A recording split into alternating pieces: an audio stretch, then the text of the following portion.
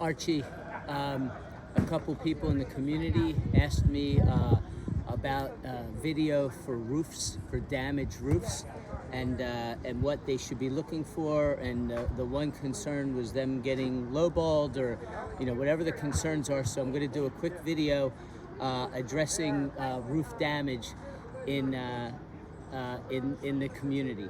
So this is a roof that has missing shingles, and I'm going to switch the camera around and show you what the issue is.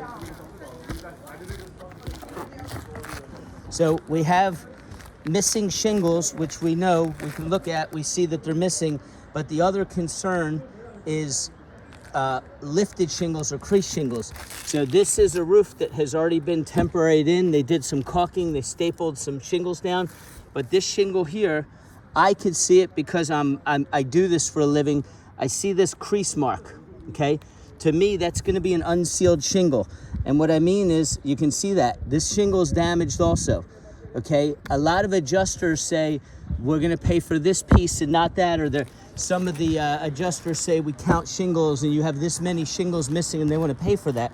But what you have to look at is what else is damaged, not just the piece that blew off, right? So this is an unsealed shingle. This shingle is contaminated. This roof, this is unsealed. So what happens is, when a roof goes on, you nail it, and then there's a seal strip. That's this, okay? So the shingle, when it heats up, sticks down. Well, these roofs get really hot, and they have here, and this shingle has not sealed back down. That's a contaminated shingle from when the fires were coming through, when smoke was coming through, when debris was blowing through. All that is like pulling off a Band-Aid. It doesn't stick back on, right? Because it's got your dirt and debris and hair on it and stuff like that. So these shingles, while we look at this elevation and we only see this one that looks like it blew off, the damage is much greater. So what we need to do is, you need to say to we'll go over it at the meeting, but what we need to do is have a roofer. We don't need to have an estimate for what it costs. You just need to get the roofer to come in and give you a quote to replace your roof, and you give that to your insurance company. Okay, so the goal is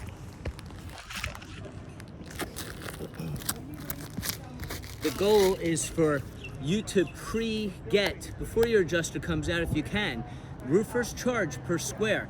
They're gonna say to you, we're $800 a square if we're coming from off island because we have to put people up, or we're $700 a square, whatever the number is. You get the roofer, and keep in mind, the roofers are gonna be busy. So you want to get a quote from a roofer, you want to give them a deposit, you want to get on the list. And then what you do is you give your insurance company that contract or that quote, and you say, I need approval for this, and I need money so I can give him a deposit. I don't want to be on the back of his list, I want to be on the front of his list. So insurance company, did you look at my roof? Did you see the damage? Can you approve the roof? Here's the quote. So now what the adjuster's gonna do is, instead of having to enter all the line items in his program, Xactimate, and come up with a quote, you're already giving him what it's gonna cost. You have the roofer's quote. This is what it's gonna cost. So then he doesn't have to do that. You ask your adjuster, if he says he has to write it, you can tell him, put a bid item in and put the quote from the roofer in. So that's what you're doing regarding your roofs. And if there's any additional questions, we'll address them. Thank you.